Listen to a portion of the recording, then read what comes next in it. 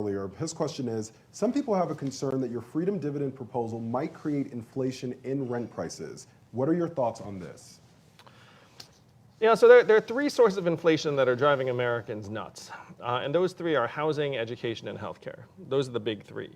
If you look at our consumer prices, they've essentially stayed stable for a while on things like clothing or media or electronics or food for the most part.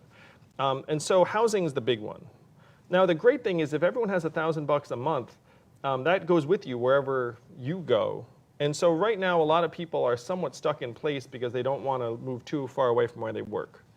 But if you have $1,000 that's portable, it makes you much more mobile. And it also means that if four of you got together and said, hey, among the four of us, we have $4,000 a month. Like, that's enough to actually not just be renters, but maybe we could throw down on a property together. Maybe we could pick up a fixer-upper.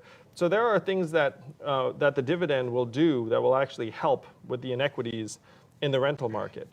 The tough part about the fact that certain landlords are sticking it to tenants is that a lot of that stuff is local. And the zoning restrictions in many communities are that you can't build affordable housing, and many developers have a much higher incentive to develop fancy apartments rather than apartments that people there can afford. So the extent the federal government can change those incentives, I'd be all for that. But a lot of that's going to come down to the local level with cities and communities trying to make it easier for people to build affordable housing.